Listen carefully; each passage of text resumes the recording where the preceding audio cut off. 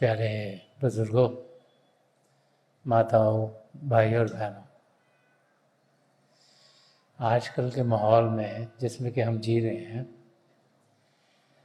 हर एक इंसान की यही कोशिश होती है कि वो सही रहे, वेलनेस, कि हमारी सेहत सही रहे। और पिछले चंद सालों में जबकि कम्युनिकेशन बहुत बढ़ गया है, बहुत सी चीज़ें हम सबकी जानकारी में आ रही हैं जो कि पहले हमें इतनी आसानी से पता नहीं लगती थी। आजकल हर एक तरफ से जो भी रिसर्च डॉक्टर्स ने की है, साइंटिस्ट ने की है, वो हमारे सामने आ रही है कि हम खाना कैसा खाएं, हम जो शरीर को आराम देना है, जो सोना है रात को, वो कितना ज़रूरी है, और एक्सरसाइज करना, व्यायाम करना, वो शरीर के लिए कितना ज़रूरी है। तो इन तीनों को जो वेलनेस एरिया है उस पर बहुत जोर दिया जा रहा है। खाने की ओर देखें तो तरह तरह के नई चीज़ें हमारे सामने आ रही हैं जो शायद बड़ी देर से थी, लेकिन उस और ध्यान नहीं था कि हम प्रोसेस फूड्स ना खाएं, खाना जो ताज़ा हो वो खाएं। और बहुत से जिन्हें हर्ब्स कहते हैं कि इनका क्या क्या फ़ायदा है, ये हम सबको बड़े आसानी से पता लग रहा है। तो आज अगर हम देखें तो बहुत से लोगों का खाना आगे से बहुत बेहतर हो गया है सेहत के लिए। उसके साथ साथ बहुत जोर दिया जाता है कि शरीर को आराम देना बहुत ज़रूरी है। आस्ते आस्ते इंसान की समझ में आ गया कि शरीर एक मशीन है, और मशीन को जब तक तुम कुछ रेस्ट नहीं दोगे, 24 घंटे अगर चलाते रहोगे, उसको ठीक तरीके से लुब्रिकेट नहीं करोगे, तो उसमें खराबी जल्दी आ जाएगी। तो शरीर को आराम देना, जो कि प्रभु ने दिन और रात बनाया है ताकि शरीर को आराम मिल सके, वो कितना ज़रूरी है वो हम सबकी समझ में आ रहा है। और फिर एक्सरसाइज करना, व्यायाम करना। और आजकल के समय में जबकि हर एक को लगता है कि काम बहुत करने वाले हैं, समय कम है, तो बहुत सा जोर चलने के ऊपर, वॉकिंग के ऊपर दिया जा रहा है कि अगर और कुछ नहीं कर सकते, जाके बड़ी मशीनों से नहीं कर सकते, वेट्स नहीं उठा सकते, तो हम कम से कम कुछ चलें, ज़्यादा चलें। और किसी ने काफ़ी देर पहले निकाल दिया कि 10,000 स्टेप्स के 10,000 कदम जो इंसान चलता है उसकी सेहत ठीक रहेगी। ये नंबर कहाँ से आया किसी को मालूम नहीं है, लेकिन नंबर बहुत प्रेवलेंट है। और आज आप देखें तो लोगों के पास मीटर्स हैं जो जेब में रखे हैं, घड़ियां हैं जिनसे स्टेप्स पता लगते हैं, जो भी फ़ोन्स हैं उनसे स्टेप्स पता लगते हैं। तो लोग देखते थे मेरे 200 स्टेप्स हुए, 400 है, 600 है, 800 है, कितने हुए हैं।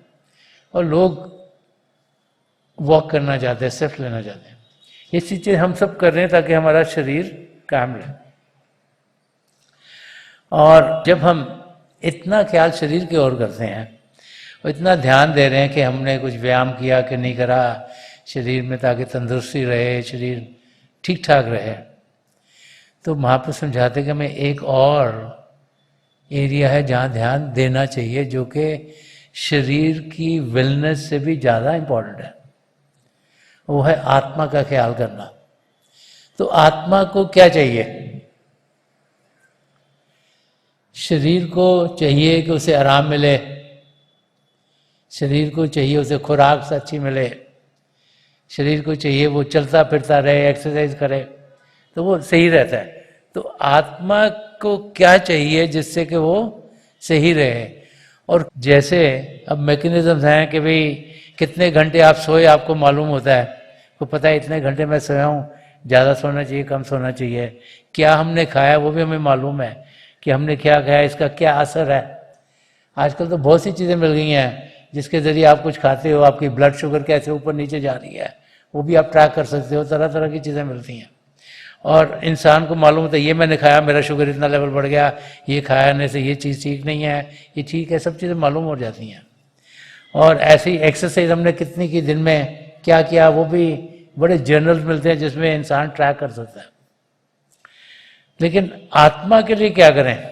संत कृपाल सिंह जी महाराज फरमाते थे कि on spiritual health depends the health of the body and the mind, कि हम लोग जो शरीर को तंदुरुस्त करने के लिए लगे हैं, हम भूल जाते हैं कि शरीर तंदुरुस्त कब होगा, जबकि आत्मा तंदुरुस्त होगी।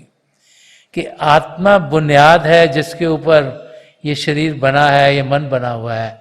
और अगर आत्मा तंदुरुस्त नहीं रही तो शरीर जितना मर्जी हम तंदुरुस्त कर लें, जिस मकसद के लिए हम यहाँ आए वो पूरा नहीं होगा। हर एक इंसान जब इस धरती पर आता है उसका मकसद एक ही है, वो है अपने आप को सही रूप में जानना और पिता परमेश्वर को पाना, ताकि 84 लाख जिया जून से हमारा छुटकारा मिले और हमारी आत्मा का मिलाप परमात्मा से हो। ये हम सबका गोल है, इसी मकसद से हम यहाँ आए हुए हैं, इसी मकसद से प्रभु ने हमें ये शरीर दिया, ये मानव चोला दिया हुआ है। तो शरीर को क्या चाहिए, ये एक वाक्य समझाता है। एक राजा था, उसको बड़ा शौक था कि मैं पजल्स अपने जो भी मेरे राज्य में उनको दूं, ये पजल सॉल्व करें। उसे लगता था जब पजल सॉल्व करें लोग तो उनको सोचना पड़ेगा, समझना पड़ेगा, उनका दिमाग तेज होगा, वो अच्छा काम करेंगे। तो उसने अपने मिनिस्टर्स को बुलाया और कहा कि ऐलान करो, सबको बुला के बोलो कि मैं चाहता हूँ कि लोग ज़्यादा से ज़्यादा कदम बढ़ाएं, स्टेप्स लें, ज़्यादा से ज़्यादा स्टेप्स लें, और जो खूबसूरत से खूबसूरत जगह है, अच्छी सी जगह वहाँ होके आएँ और फिर रिजल्ट्स मेरे को बताएं। तो मैं डिसाइड करूँगा कि कौन सबसे ज़्यादा स्टेप्स ले पाया और सबसे अच्छी जगह गया था। तो जब उस राज्य के लोगों ने सुना, तो कईयों ने तो सुना कि सबसे ज़्यादा स्टेप्स लेने हैं, तो वो उसमें लग गए कि हम कितना ज़्यादा चल सकते हैं। तो राजा ने 1 महीने का समय दिया था कि 1 महीने के बाद सब लोग वापस आए राज्य में, पैलेस में आए और फिर डिसाइड करेंगे कि किसका रिजल्ट सबसे अच्छा था। तो बहुत से भाई बहन जिन्होंने सोचा कदम कितने बढ़ाए, वो रोज़ चलना शुरू हो गए। कोई 10,000 स्टेप चला, तो कोई 15,000 चला, कोई 20,000 चला, कोई 25,000 स्टेप चला। रोज़ चलते जा रहे हैं, चलते जा रहे हैं, चलते जा रहे हैं, गिनती रखी जा रहे हैं। तो उन्होंने सोचा कि हमारे कदम सबसे ज़्यादा होंगे तो हम जीतेंगे, क्योंकि राजा ने कहा जिसके कदम ज़्यादा होंगे और जो सबसे खूबसूरत जगह पे जाएगा। एक और ग्रुप था, उन्होंने सोचा कि हम खूबसूरत जगह पे जाते हैं। तो उन्होंने ढूंढना शुरू करा कि हमारे राज्य में कौन से गार्डन्स अच्छे हैं, कौन से कहाँ पे फाउंटेन बड़े अच्छे हैं, कहाँ पे सीनरी बड़ी अच्छी है। किसी ने सोचा वो पहाड़ों में जाएंगे, बड़ा वहाँ पे खूबसूरती है। किसी ने सोचा पानी के ऊपर जाएं, वहाँ बड़ी खूबसूरती है। तो लोगों ने अलग अलग जगह जो उनको बड़ी खूबसूरत लगती वहाँ वो गए और वहाँ पर उन्होंने क्या क्या देखा वो अपना सोच समझ के लिख के ले गया। एक तीसरा ग्रुप था, उन्होंने सोचा कि उनको समझ में आई कि दोनों चीज़ें ज़रूरी हैं। तो उन्होंने कोशिश की कि हम ऐसी जगह ढूंढें जहाँ पे हम जाएं, जो हो भी दूर और खूबसूरत भी हो। तो वो लोग अपने पैलेस से बाहर गए। उनको लगा कि अपने पैलेस में तो सब चीज़ें देखी हुई हैं, बाहर की जगह देख के आते हैं। तो उनमें से बहुत से लोग, कोई कहीं एक देश में चला गया, कोई दूसरे देश में चला गया, कोई तीसरे देश में चला गया। जितने भी किंगडम के आसपास जगह थी और वहाँ पे जो जो उन्हें मालूम हुआ कि ये जगह खूबसूरत है, वो वहाँ जाना शुरू गए। और 1 महीने के बाद सब अपना जो जो उन्होंने एक्सपीरियंस करा था रिजल्ट लेके पैलेस में राजा के सामने आए। तो एक एक करके जब उनसे पूछा गया कि आपने कितने कदम लिए, तो किसी ने 1 नंबर बताया, किसी ने दूसरा बताया, किसी ने तीसरा बताया। तो देखा कि सबसे नंबर किसके ज़्यादा थे ग्रुप में, वो उनको समझ में आ गई। दूसरों ने कहा कि हम तो ये जगह देख के हैं बड़ी खूबसूरत, किसी ने 1 बताई, किसी ने दूसरी बताई, किसी ने तीसरी बताई। उन्हें लगा राजा को ये भी ठीक बोल रहे हैं। तीसरे ने कहा, उन्होंने कदम भी बहुत सारे लिए थे और जगह भी बड़ी खूबसूरत थी, ऐसी जो राजा ने भी नहीं कभी देखी थी। अलग अलग वो जगह में गए हुए थे। तो ऐसे करते करते करते सबको उन्होंने पूछ लिया। तो मिनिस्टर ने देखा कि एक वहाँ पर एक लेडी थी, उसने कुछ बोला नहीं। तो मिनिस्टर ने एक ने जाकर उसको पूछा कि भाई तुमने कुछ नहीं किया? तुमने किया? मैंने हाँ किया है, लेकिन मुझे लगता है कि जो मैंने किया ना वो ठीक नहीं था। तो उन्होंने कहा ठीक नहीं था, राजा को बताओ तो सही तुमने किया क्या है। तो राजा के सामने लेके गए उसको। तो राजा ने पूछा अच्छा तुमने कुछ स्टेप लिए थे? उसने कहा हाँ मैंने स्टेप लिए थे। तो उसने कहा कि तुम कोई खूबसूरत जगह देख के आई हो? तो उसने कहा हाँ मैं तो बहुत खूबसूरत जगह देख के आई हूँ। तो राजा ने कहा मेरे को बता क्यों नहीं रही? उसने कहा वो ना जगह जो मैंने देखी वो बाहर की दुनिया की नहीं थी। तो राजा ने कहा बाहर की दुनिया की? कौन सी दुनिया की जगह देख के आए तुम? उन्होंने कहा नहीं मैं अपने सदगुरु के पास गई थी, उन्होंने मुझे समझाया कि भजन अभ्यास कैसे करना है।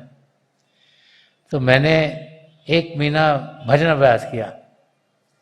क्योंकि भजन अभ्यास में फिर तुमने कदम कहाँ पे लेके गई? कहीं पे जाती थी रोज गुरु जी के पास अभ्यास करने, कि कैसे तुमने अभ्यास कहाँ किया? उन्होंने कहा नहीं मैंने तो कदम कोई उठाए नहीं बाहर की दुनिया में। तो फिर तुमने स्टेप्स, मैंने बोला था कदम बढ़ने चाहिए, तो उन्होंने कहा मैंने कदम उठाए लेकिन अंदर की दुनिया में। तो राजा ने कहा अंदर की दुनिया में कैसे कदम उठाते हैं? तो उन्होंने कहा मैंने प्रभु के नाम का जाप किया, हर पल हर क्षण मैं प्रभु को याद कर रही थी, और समय कितना मैंने लगाया वो मैंने ट्रैक करा। और जब मैंने आंखें बंद करी और जैसे मेरे सदगुरु ने मुझे बताया था, जब मैंने वैसे मेडिटेशन की तो मैंने ऐसे ऐसी जगहें देखी हैं जो खूबसूरत से खूबसूरत हैं कि दुनिया में तो हम सोचते हैं सनराइज सनसेट खूबसूरत है, बड़े बड़े पैलेसेस खूबसूरत हैं, पहाड़ बड़े खूबसूरत हैं, लेकिन अंदर में मैंने ऐसे ऐसे नज़ारे देखे, ऐसे ऐसे रंग देखे जो मैंने कभी देखे नहीं थे।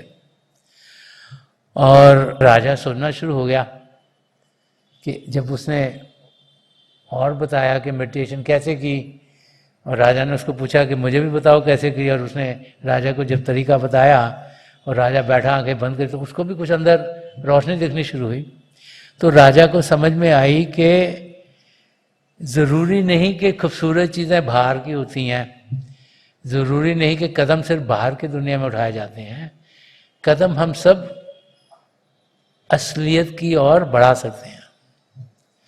और राजा ने सबको यही समझाया कि सबसे अच्छी जगह, सबसे ज़्यादा कदम उस लेडी ने किए थे।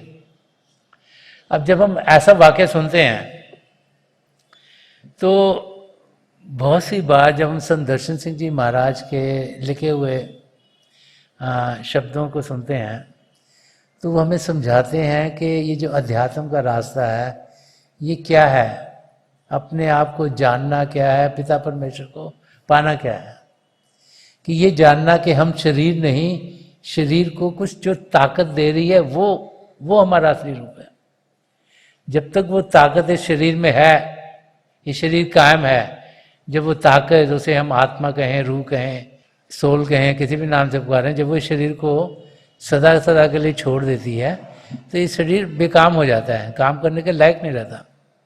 हम कहते हैं इंसान की मौत हो गई, लेकिन वो इस इंसान का अंत नहीं है, वो शारीरिक मौत है। जो भी धरती पर आया है, चाहे कोई राजा हो, चाहे महाराजा हो, चाहे फिलोसफर हो, चाहे पेंटर हो, चाहे साइंटिस्ट हो, चाहे कोई भी हो, उसको एक न एक दिन इस शरीर को छोड़ना है। सदा सदा के लिए यहाँ कोई इस शरीर में कायम रहता नहीं है। तो जो असलियत इस शरीर में है उसको जानना बहुत ज़रूरी है, उसको पहचानना बहुत ज़रूरी है। तो वो कैसे करें? तो जब संत कृपाल सिंह जी महाराज अपने दूसरे विश्व यात्रा पर गए थे, तो जब वो वापस आए थे तो एक सूफी संत सम्मेलन किया गया था उनकी ऑनर में। उस समय बहुत कम बाहर जाते थे रूहानियत के मैसेज को लेके। तो संत कृपाल सिंह जी महाराज ने तो काफ़ी ट्रैवल करी दुनिया में। जब दूसरे ट्रिप से वापस आए थे तो जो संत समागम हुआ था उसमें संत दर्शन सिंह जी महाराज ने एक गज़ल पढ़ी थी, और उस गज़ल में संत दर्शन सिंह जी महाराज का जो पहला शेर उन्होंने पढ़ा था वो था कि रस करती है फजा वज्द में जाम आया है। कि रस करती है फजा वज्द में जाम आया है, फिर कोई लेके बहारों का प्याम आया है। तो संत दर्शन सिंह जी महाराज ने संत कृपाल सिंह जी महाराज के बारे में समझाया कि उनके आने से हवा में वो जो मध्यम मध्यम सी खुशबू फैलनी शुरू हुई, वो हो गई, वो झूमना शुरू हो गई, वो नाचना शुरू हो गई। और फरमा रहे हैं कि जो जो रूहानियत का पैमाना है वो भी झूमना शुरू हो गया।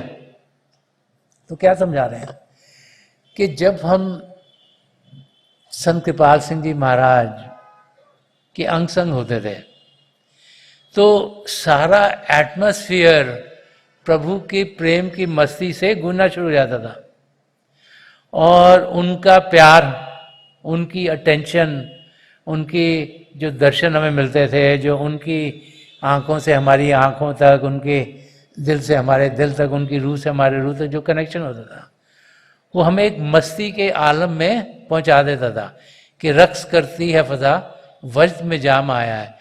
कि हम जो एक प्याले के माफक संत दर्शन सिंह जी महाराज समझा रहे हैं कि हम सब चाह रहे हैं कि हमें अमृत मिले। वो अमृत हमारे भीतर है, हमें उसका अनुभव नहीं। हम सोचते हैं कि बाहर की दुनिया से सब कुछ मिलेगा। इंसान क्या करता है, प्रभु को भी पाना, बाहर ढूंढने की कोशिश करता है, सोचता है ये जगह बड़ी होली है, यहाँ जाऊँ, ये जगह बड़ी पवित्र है, यहाँ जाऊँ, ये जगह बड़ी अच्छी, यहाँ जाऊँ। भूल जाते हैं कि पिता परमेश्वर हमारे अंदर बैठे हुए हैं, हमारे अंग संग हैं, और हम तो तब झूमना शुरू होंगे ना जब पिता परमेश्वर की हमें नज़दीकी मिलेगी। तो जब ऐसे महापुरुषों की नजर कर्म हम पर पड़ती है, वो ये दिव्य चक्षु को खोलते हैं, तो हम ध्यान बाहर से हटाकर अंदर की दुनिया में जाना शुरू हो जाते हैं।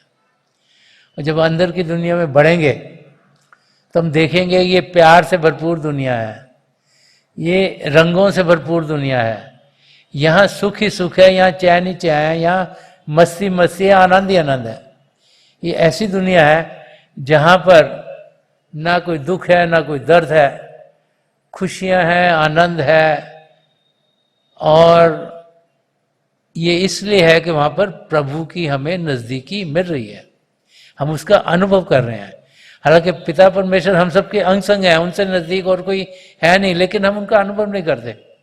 लेकिन जब ये दिव्य चक्षु खुलता है और हम अपनी सूरत को यहाँ इकार कर पाते हैं, तो अंदर की दुनिया में अपनी सदगुरु की मदद से हम जाने के लायक हो जाते हैं। और जब अंदर की दुनिया में बढ़ते हैं तो उसके बारे में संत दर्शन सिंह जी महाराज ने एक जगह फरमाया हुआ है कि खाक से ताबा क्या कशा हमने तो जब किया सफ़र, इश्क मिला कदम कदम, हुस्न मिला नजर नजर।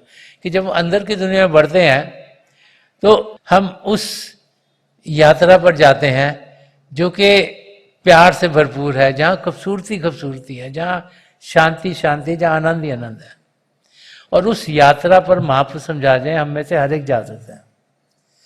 करना क्या है कि हमें एक लगन होनी चाहिए अपने आप को जानने की, एक पैशन इंसान के अंदर चाहिए, तभी वो अपनी मंजिल तक पहुंचेगा। और संत दर्शन सिंह जी महाराज ने जो गज़ल उस वक़्त कही थी, जिसमें फरमाया कि रस करती या फजा वद में जाम आया, फिर कोई लेके बहारों का प्याम आया, तो समझा रहे हैं कि फिर संत कृपाल सिंह जी महाराज वापस यहाँ भारतवर्ष में आ गए, और जो मैसेज है खुशी का, आनंद का, प्रेम का, रूहानियत का, वो जो मैसेज हम सबको मिला, उसके बाद में करें। तो उसके बाद जो अगला शेर है उन्होंने कहा उसमें, वो बहुत ही इंटरेस्टिंग है। वो समझाता है कि कैसे हम अपनी मंजिल तक पहुंच सकते हैं। अब जब बच्चा थोड़ा सा बड़ा होता है, चलना शुरू करता है, क्या करता है, अपने माँ बाप के टांग को पकड़ेगा या कुछ पकड़ेगा किसी चीज़ को, तभी चल पाएगा। अब जब हम बाइसिकल चलानी सीखते हैं, क्या करते हैं, कोई ना कोई हमें साथ में चाहिए बाइसिकल से, ताकि हम गिरे ना, हमको समझाए थोड़ा सा, वो सिखाते हैं, फिर हम चलना शुरू हो जाते हैं, बाइसिकल चलानी शुरू कर देते हैं। ऐसे अगर आपने कार ड्राइव करनी है तो कोई ना कोई आपको चाहिए जो कार को चलाना आपको सिखाए, तो सिखाएंगे, 2 4 6 8 10 लेसन देंगे, फिर आप खुद ब खुद चलना शुरू हो जाते हो। और ऐसे ही स्पोर्ट्स में, कोई भी आप अगर स्पोर्ट्स सीखो तो आपको कोई ना कोई कोच चाहिए। तो संत दर्शन सिंह जी महाराज ने जो दूसरा शेर फरमाया है, ये उस और ध्यान हमारा दिलवाया है। वो फरमा रहे हैं कि बादा ख्वारान फना बढ़ के कदम लो उसके, कि बादा ख्वारान फना बढ़ के कदम लो उसके, लेके सागर में जो सहबाए दवाम आया है। कि संत दर्शन सिंह जी महाराज, जो कि ये शेर उन्होंने संत कृपाल सिंह जी महाराज के बारे में कहा है, वो कह रहे हैं कि हम सब लोग जो कि अपने आप को जानने के लिए, जो कि पिता परमेश्वर को पाने के लिए इकट्ठे होते हैं, हम सब सत्संग में क्यों आते हैं? हम सच्चाई को जानना चाहते हैं, हम अपने मंजिल के बारे में और जानकारी पाना चाहते हैं। हम चाहते हैं कि जिस मकसद से प्रभु ने यहाँ हमें भेजा है वो पूरा हो, ताकि हम भटके ना। जितने भी हमें सांसें दी गई हैं, जितने प्रभु ने समय दिया यहाँ जीने का, उसका हम फ़ायदा उठाएं। इसीलिए इंसान सत्संग में आता है। नहीं तो आजकल के टाइम में तो हर एक को इतने सारे काम है घर में, तो उनको फुर्सत ही नहीं होती। लगता है ये भी काम बहुत ज़रूरी है, वो भी बहुत ज़रूरी है, वो बहुत ज़रूरी है। तो फरमा रहे कि हम सब जो कि प्रभु को पाना चाहते हैं, हम सब जो असलियत की जानकारी पाना चाहते हैं, हम सब जो जिस मकसद से यहाँ भेजा गया उसको पूरा करना चाहते हैं, वो बादे ख्वाराना फना। तो वो ये तीन जो वर्ड हैं, इसका मतलब यही है कि हम सब जो यहाँ आए हैं, जो अपने आप को सही रूप में जाना पा रहे हैं, कह रहे हैं बढ़ के कदम लो उसके। वो कह रहे हैं महापुरुषों के चरणों को पकड़ लें, कि संत कृपाल सिंह जी महाराज के चरणों को पकड़ लें। उसका मतलब क्या है कि जैसे एक बच्चे को उसके माँ बाप के टांगों के जरिए वो चल पाता है, उसको रास्ता दिखता है, जैसे एक कोच अपने किसी स्टूडेंट को, एथलीट को समझाता है, या एक टीचर अपने बच्चों को पढ़ाता है, ऐसे ही जब पाँव पकड़ने का मतलब यह है कि जो वो बता रहे हैं उसको हम सही तरीके से जानें, वो हमें सहारा देंगे, हम गिर ना पाएँ, हम लड़खड़ाए नहीं। वो एक स्ट्रेंथ है जिसके ज़रिए हम इस दुनिया में जिसमें हम जी रहे हैं उसमें असलियत की जानकारी पा सकें। तो फरमा रहे हैं कि बादा ख्वाराने फना, बढ़ के कदम लो उसके। और अगली लाइन में समझा रहे हैं कि क्या हमें फ़ायदा क्या होगा, क्यों पकड़े उनके कदम, क्यों उनकी टीचिंग्स को फॉलो करें, क्यों वो हमें रास्ता दिखाएं, उनसे हम फ़ायदा क्या होगा। तो फरमा रहे लेके सागर में जो, तो इसको भव सागर, ये जो दुनिया है, ये जो माया की दुनिया है, जो वर्ल्ड ऑफ इल्यूजन है, कि लेके सागर में जो सहबाए दवाम आया है, कि वो जीव जो इस भव सागर में जो सदा सदा का नशे देने वाली सुरा है, वो जो लेके आया उसके कदम पकड़ने। तो हमें समझा रहे हैं कि पूर्ण महापुरुष हमें क्या देते हैं, हमारा कनेक्शन प्रभु के साथ। पिता परमेश्वर हमारे अंग संग हैं, उनका शब्द 24 घंटे हमारे अंदर चल रहा है। प्रभु और प्रभु के शब्द में कोई फर्क नहीं। प्रभु का शब्द उनसे उत्पन्न हुआ कि अव्वल अरला नूर पाया, कि सबसे पहले पिता परमेश्वर, उनसे ही नूर उत्पन्न हुआ है। वही उनके जो दो ज्योति रूप हैं, ज्योति और श्रुति, कि कुदरत के सब बंदे, कि पिता परमेश्वर से ही सब कुछ आया है, शब्द के जरिए। उसको नूर कहें, शब्द कहें, होली वर्ड कहें, कलमा कहें, किसी भी नाम से पुकारें।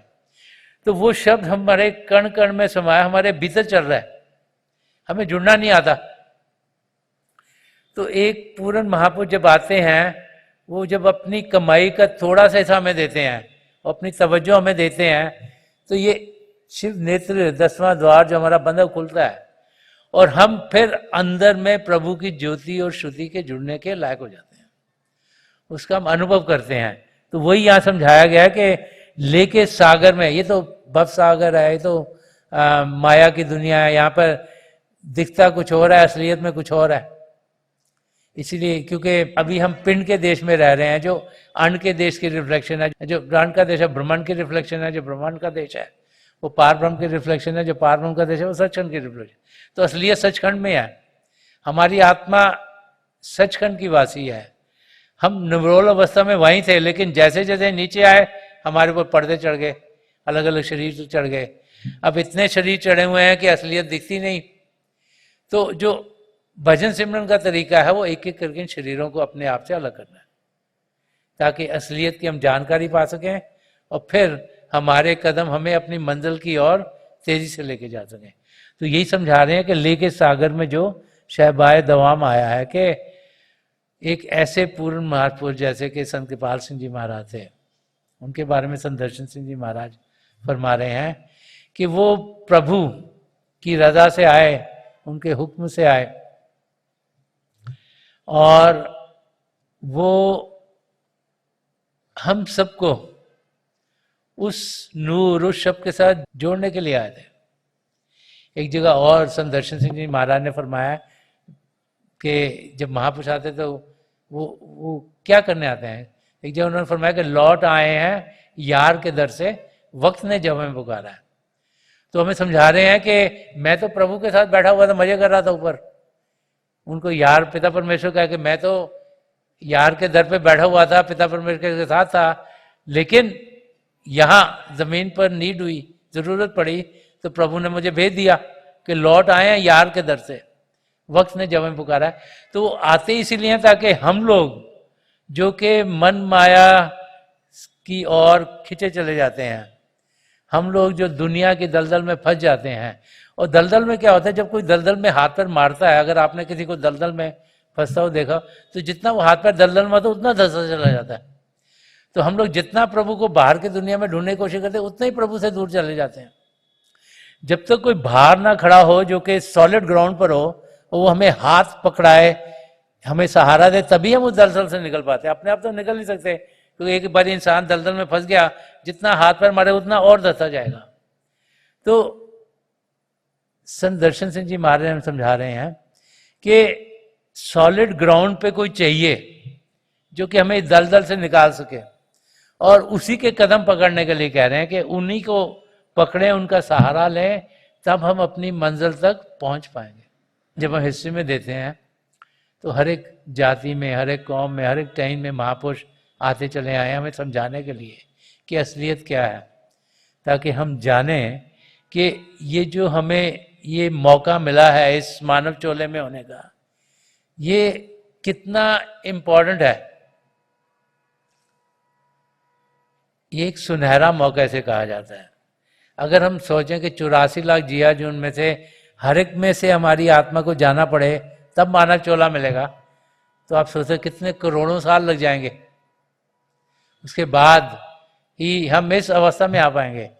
तो महापुरुष समझाते हैं कि इस मौके का हम पूरा पूरा फायदा उठाएं, हम अपने आप को सही रूप में जानें, हम कदम बढ़ाएं पिता परमेश्वर की ओर, और सिमरन करें, प्रभु के नाम का जाप करें, प्रभु को याद करें, प्रभु का शुक्राना करें, तब हम उनकी नज़दीकी पाने के लायक होंगे।